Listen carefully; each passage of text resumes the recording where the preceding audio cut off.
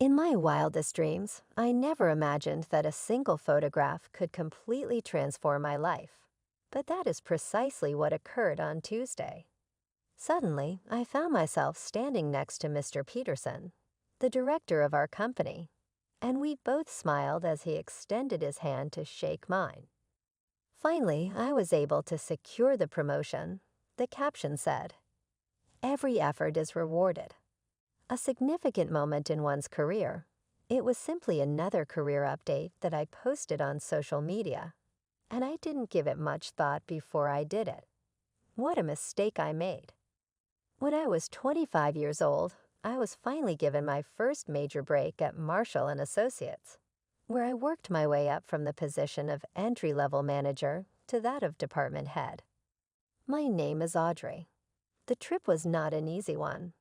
I worked overtime for 3 years, gave many presentations, and consumed more coffee than I would like to confess. However, I finished it on my own, and that was the most important thing to me. When I heard the buzz of my phone, I was still enjoying the high that came with my promotion. Despite the fact that the number was not recorded in my contacts, I immediately recognized it as belonging to my mama.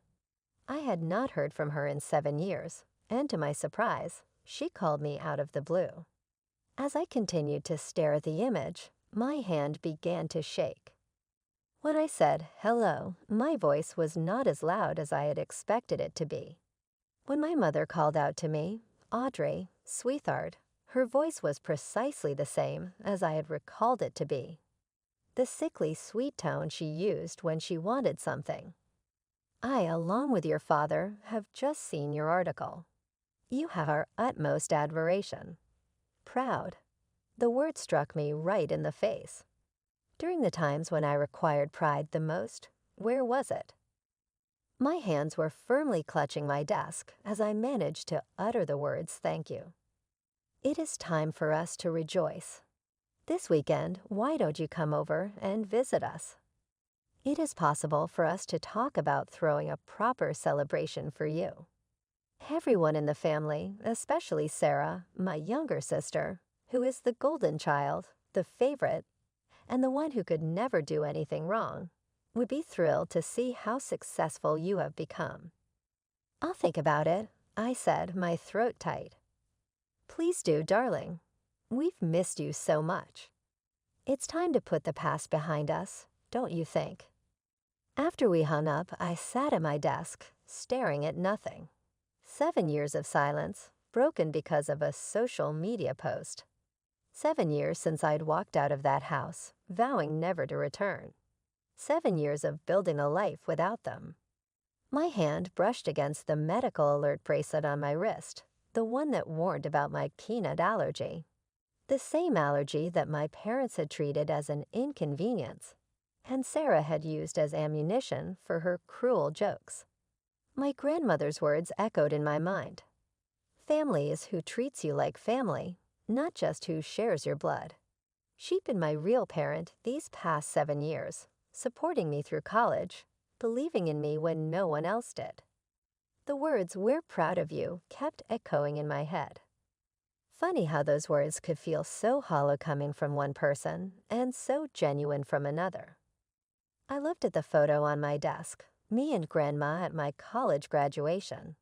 She was beaming with real pride that day, not the manufactured kind my parents were suddenly showing. The phone call from Mom had ripped open old wounds, and now the past came rushing back like a flood.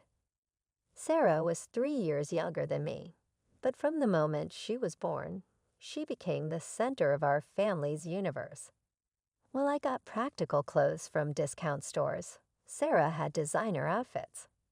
My parents would document her every move with expensive cameras, while my school achievements gathered dust in drawers. I remember my 10th birthday clearly. I'd been hoping for the art set I'd been eyeing for months. Nothing fancy, just a basic kit with colored pencils and a sketchbook. Instead, I got a pack of number 2 pencils because they were what you need for school anyway. That same year, for Sarah's 7th birthday, our parents transformed the entire backyard into a Disney Princess Wonderland, complete with a hired Cinderella. Sarah is just more artistic. Mom would say when relatives questioned the disparity. She needs proper tools to develop her talent. You have to understand, my Aunt Jessica once said to my parents during a family dinner, children should be loved equally. This isn't right. I can still see Mom's dismissive wave. Oh, Jessica, you don't have children. You don't understand. Our girls are just different. Sarah has real potential. The worst part wasn't even the material things. It was the constant emotional undermining. Like the time I won first place in a state math competition. Instead of congratulations, Mom said, "That's nice, dear, but did you see Sarah's painting got displayed in the school hallway?" My grandmother saw through it all. "This isn't right, Margaret," she'd tell my mother. "You're raising one child to be entitled and the other to feel worthless." "Mom, please," my mother would respond with an eye roll. "Sarah is gifted. Audrey is ordinary. We're just being realistic about their capabilities." Sarah learned quickly how to exploit her position. She'd break something and blame me, knowing our parents would believe her without question. She accidentally spilled juice on my homework, then cry when I got upset, making me look like the bad guy. Once she even told her friends they couldn't play with me because I was the boring sister. The day I got accepted into the advanced mathematics program at school, Sarah had a minor role in a school play. Guess which event my parents attended? I sat alone in the math classroom during the awards ceremony, watching other parents beam with pride at their children. My certificate was signed by my teacher and the principal, but my parents never even saw it. "Your sister needs us more," Dad would say whenever I tried to express my feelings. "She has real talents to nurture. You're more independent." Independent wasn't a compliment. It was their way of justifying their negligence. Even our relatives could see it. During family gatherings, conversations would halt when Sarah would dramatically demand attention or deliberately exclude me from activities. The adults would exchange uncomfortable glances, but my parents remained oblivious, or perhaps willfully blind. Life has a way of throwing curveballs when you least expect them. Mine came in the form of a peanut butter sandwich at Grandma's house when I was 12. I'd eaten peanut butter countless times before. It was actually one of my favorite foods, but that day was different. "Want a sandwich, sweetheart?" Grandma had asked, making her famous peanut butter and honey combination. I nodded eagerly, watching her spread the creamy peanut butter across the bread. 3 bites in, something felt wrong. My throat started to tighten, and breathing became increasingly difficult. I remember dropping the sandwich, my hands clutching at my throat. What happened next is still a blur in my memory. Grandma's quick thinking saved my life. She immediately recognized the signs of anaphylaxis and called 911. I remember her holding my hand in the ambulance, her voice steady but scared. "Stay with me, sweetheart. Just keep breathing." My parents arrived at the hospital about an hour later, clearly annoyed at having to leave work. Mom was tapping her foot impatiently while the doctor explained about severe peanut allergies and how they can develop suddenly, even if you've never had problems before. "She'll need to carry an EpiPen at all times," the doctor emphasized. "And you'll need to be very careful about checking ingredients in everything she eats. Cross-contamination can be dangerous too." Dad nodded absently, checking his watch. Mom was already on her phone, probably texting Sarah's dance instructor about being late for pickup. The ride home was worse than the hospital. They waited until we were in the car before letting their true feelings show. "This is just perfect," Mom muttered. "As if we don't have enough to deal with. First the math tutoring, now this.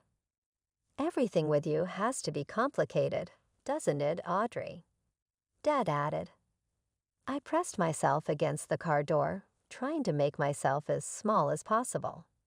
My throat was still sore from the reaction, but their words hurt more than any physical pain.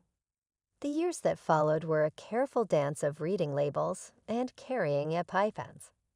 Grandma made sure I had proper medical alert bracelets and helped me learn how to advocate for myself. She even called the school to make sure they understood the severity of my condition. Sarah, of course, found endless amusement in my new medical condition. She'd wave peanut butter sandwiches in my face, laughing when I flinched away. "Oh, sorry," she'd say with fake innocence. "I forgot you're allergic to everything now." At family gatherings, she'd loudly announce, "Be careful, everyone. Audrey might die if she eats the wrong thing," making me feel like even more of an outsider. My parents never corrected her behavior. If anything, they seemed annoyed by my need for caution. I learned to pack my own meals, check every label 3 times, and never trust food I hadn't personally verified.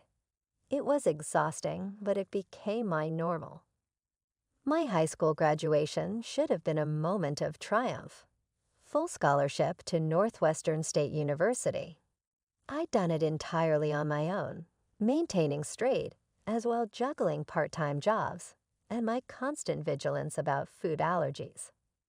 The acceptance letter felt like validation for all those nights I spent studying while Sarah's music blasted through the walls from her bedroom. The family dinner where I announced my college acceptance is forever etched in my memory. "I got into Northwestern," I said, trying to keep my voice steady. "Full academic scholarship." "That's nice, dear," Mom said, barely looking up from her plate. "The thing is," I continued, gripping my fork tightly, "I'll need help with housing. The scholarship covers tuition, but not accommodation." I've looked into the costs, and no, Dad's response was immediate and flat. "You chose to apply to a college in another state. That was your decision. We're saving for Sarah's education. She's planning to attend Juilliard in 2 years, and that's not cheap." I stared at my plate, fighting back tears. Sarah smirked from across the table, twirling her pasta with deliberate slowness. "But it's just the housing cost." I tried again. "The scholarship covers everything else." "Audrey," Mom's voice was sharp, "we've made our decision. If you want to go to college out of state, you'll have to figure out the housing situation yourself." That's when the front door opened and Grandma walked in, holding a congratulations balloon and a small gift bag. Her smile faded as she took in the scene. My red eyes, Sarah's smug expression, our parents' cold faces. "What's going on?" she asked, looking around the table. Sarah giggled, always eager to twist the knife. "Oh, Audrey got into college, but she'll be living on the street because Mom and Dad won't pay for her housing. They're saving their money for my Juilliard education instead." The silence that followed was deafening. "Is this true?" Grandma's voice was quiet but sharp. When no one answered, she continued, "Margaret Richard, how dare you? Your daughter earned a full scholarship, and you won't even help her with housing." "Mom, please," my mother sighed. "Sarah's education." "Sarah's education." Grandma's voice rose. "What about Audrey's education? What about supporting both your children?" She turned to Sarah, who was still wearing that satisfied smirk. "You're becoming a cruel, spoiled child. I'm ashamed of how you're behaving." Sarah's face crumpled, and she burst into tears, her usual tactic when things didn't go her way. Mom and Dad immediately rushed to comfort her, shooting angry glares at Grandma and me. "This is exactly what we mean." Mom snapped. "Audrey and you. Mom, you're always causing problems, always making everything difficult." Something inside me snapped. Without a word, I stood up and walked out of the dining room. I climbed the stairs to my bedroom, pulled out my old duffel bag, and started throwing in clothes. Grandma appeared in the doorway a few minutes later. "Pack everything you need, sweetheart. You're coming home with me." "But college," I started. "We'll be taken care of," she said firmly. "I'll pay for your housing. You focus on your studies and building your future." 20 minutes later, we walked out of that house together, leaving behind my parents' angry voices and Sarah's theatrical sobs. In that moment, I felt something I hadn't felt in years: hope. College life was everything I'd hoped for and more. My tiny apartment near campus became my sanctuary, a place where I could finally breathe freely without walking on eggshells. Grandma visited often. She never missed a birthday, a holiday, or any milestone in my life. My parents and Sarah, on the other hand, became ghosts. No calls on Christmas, no cards on my birthday, not even a text message during graduation. 7 years of complete silence. So when I found myself standing on their doorstep after that phone call about my promotion, it felt surreal. The house hadn't changed. Same cream-colored walls, same manicured lawn, same brass knocker that I used to have to stretch to reach. Mom opened the door with an enthusiastic "Audrey" that seemed rehearsed. She pulled me into a hug that felt foreign and stiff. The living room was exactly as I remembered it, still dominated by Sarah's achievements. Her Juilliard degree held the place of honor above the fireplace. She sat in Dad's old armchair, scrolling through her phone, barely acknowledging my presence except to roll her eyes when Mom gushed about my promotion. "We're so proud of you, sweetheart," Mom kept saying, the words sounding hollow after 7 years of silence. "Are we, Richard?" Dad nodded from his spot on the couch. "Very proud. Making your way up in a big company like that." "We should celebrate properly," Mom continued, her voice taking on that familiar planning tone I remembered from all of Sarah's parties. "A big family gathering right here at home. Everyone would love to see you. Aunt Jessica, all your cousins, Grandma too." I asked pointedly. Of course," Mom said quickly, though I caught her slight grimace. "We want to make things right, Audrey. It's been too long. Let's say 2 weeks from now. Give everyone time to make arrangements." I found myself nodding, though every instinct screamed this was wrong. "Sure, that sounds nice." The 2 weeks leading up to the party were strange. Work kept me busy with my new responsibilities, but my phone buzzed constantly with messages from my suddenly attentive family. Mom sent daily texts about party preparations. Sarah, who hadn't acknowledged my existence for 7 years, suddenly sent me a friend request on social media with a message that read, "Time to put the past behind us, sis." Grandma was ecstatic about the reconciliation. This is all I've ever wanted, she told me over our weekly dinner, for my family to be whole again. The day of the party arrived, warm and sunny. I pulled up to my parents' house to find cars already lining the street. Inside, the house buzzed with activity, and Jessica's daughter Emma darted around with her phone, recording everything like a tiny documentary filmmaker. The smell of catering filled the air. All I noticed was surprise. "Audrey." Grandma enveloped me in a warm hug. "You look beautiful, sweetheart." Aunt Jessica hugged me next. "So proud of you, kiddo. Department head of your age. That's incredible." Sarah stood by the stairs in a designer dress that probably cost more than my monthly rent, greeting guests with her practiced pageant smile. Our parents fluttered around, playing the perfect hosts as if the last 7 years had never happened. When everyone was seated at the elaborately decorated dining table, Mom clinked her glass for attention. "We're so happy to have everyone here today," she began, smiling broadly. "As you know, we're celebrating Audrey's promotion." She paused for polite applause. "It's wonderful to see her finally finding her footing in the corporate world."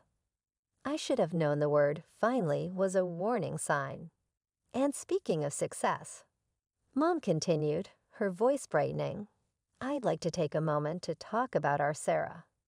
Many of you know she graduated from Juilliard with honors last year.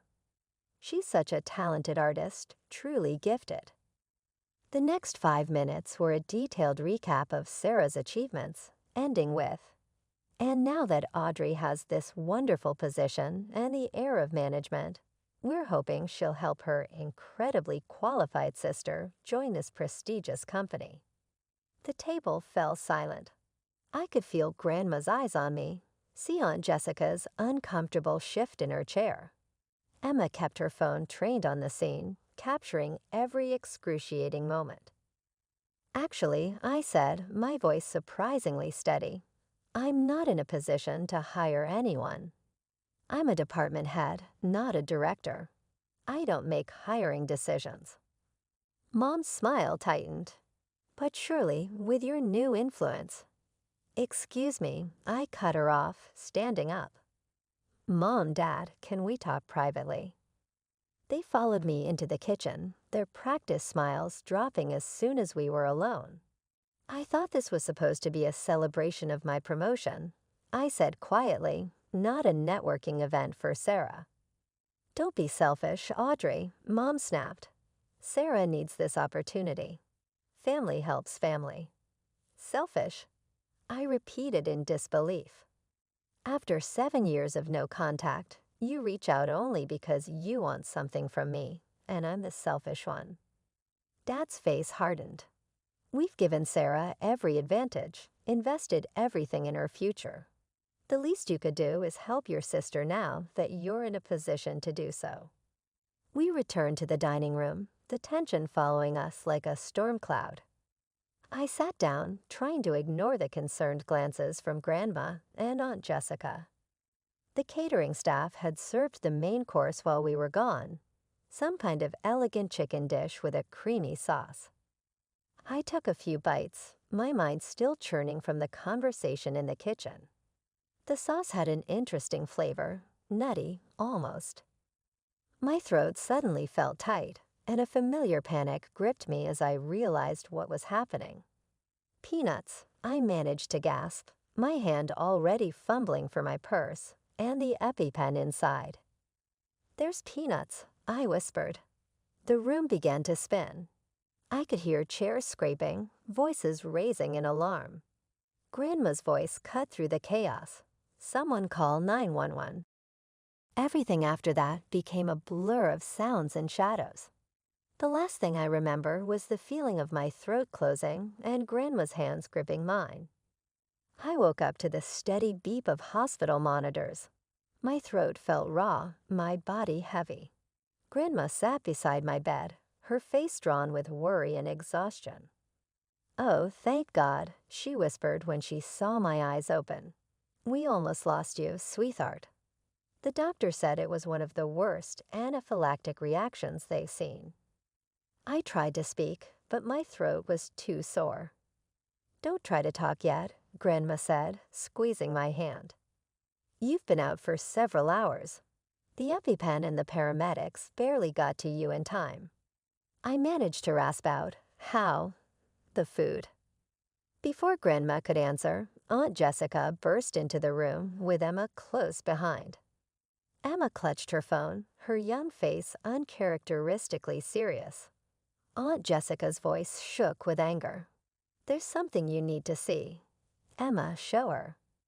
Emma stepped forward, her hands trembling as she held out her phone. I was recording everything at the party, she said quietly. I got this when you were in the kitchen with your parents. The video showed the dining room from an angle near the dessert table. I could see myself leaving for the kitchen with my parents, then clear as day. Sarah stood up and walked to my place setting. She reached into her designer purse, pulled out a small jar, and quickly stirred something into my food. The smirk on her face was unmistakable. That's peanut butter, Aunt Jessica said, her voice hard. Your sister deliberately put peanut butter in your food, knowing full well about your allergy. I stared at the phone screen, watching the scene play out again. Sarah, my own sister, had tried to kill me. Grandma's voice broke. She knew exactly what she was doing. The four of us sat in stunned silence, watching the damning evidence again and again. The casual way she'd done it, the slight smile on her face as she stirred the peanut butter into my food, it was calculated, deliberate. I left the hospital against medical advice, driven by a mix of rage and disbelief. The video on Emma's phone felt heavy in my pocket. She'd sent it to me before I left. When I pulled up to my parents' house, my hands were shaking on the steering wheel. They were all in the living room, Mom, Dad, and Sarah, acting as if nothing had happened, as if I hadn't nearly died at their dinner table hours earlier. "What are you doing here?" Sarah asked, barely looking up from her phone. "Shouldn't you be in the hospital being dramatic?" "I know what you did," I said, my voice surprisingly calm. "I know you put peanut butter in my food." Sarah's head snapped up, her face a mask of outrage. Mom jumped to her feet. "How dare you accuse your sister?" She spat. "Haven't you caused enough problems?" I pulled out my phone, pulled up the video, and pressed play. The room fell silent, except for the damning evidence playing on the screen. Sarah methodically stirring peanut butter into my food, that self-satisfied smirk on her face.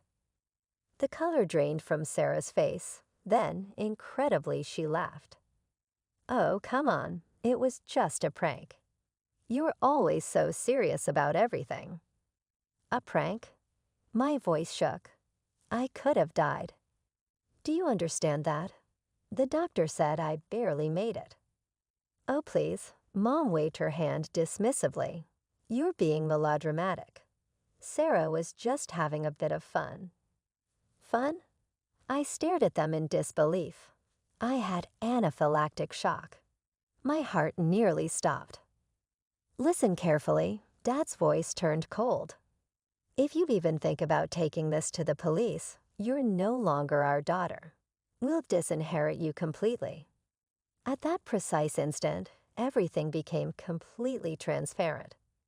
My family did not include these individuals. Indeed, they had never been. I left without uttering a single word, boarded my vehicle, and went back to my residence. At this point, my hands were stable. I was completely aware of the tasks that I needed to complete.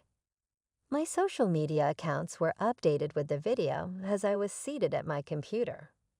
Below it, I added, "Today, I gained a deeper understanding of the meaning of family, and these individuals do not represent it."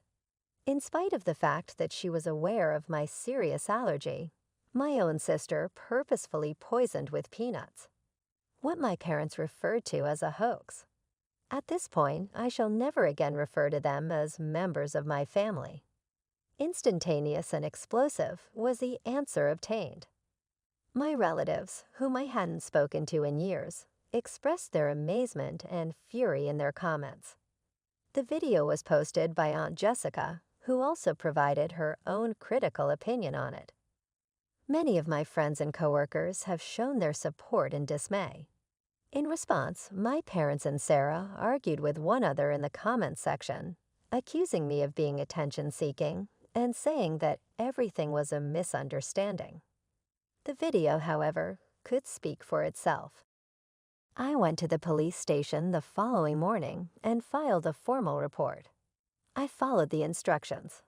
It was that afternoon when the attorney for my parents brought a legal document to me. They were formally disowning me and removing me from their jurisdiction at that moment. Sarah shared a video that brought tears to her eyes, in which she described how my falsehoods were hurting the family. It wasn't just me, though. It was that evening that Grandma called me. "I've had a conversation with my attorney," she stated firmly. "I am entirely severing all ties with them. For now, Audrey, you are the only heir I have. Whatever the case may be, you have always been more of my daughter than Margaret's."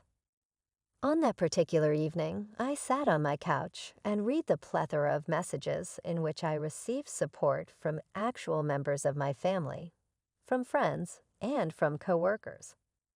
When I checked my phone, I saw a text message from Emma that read, "You are still my favorite cousin." She says that you are welcome to come over for dinner at any time.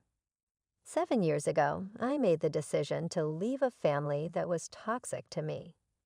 This time, I was heading in the direction of a genuine one. In some cases, the family into which you are born is not always the family that you are destined to have.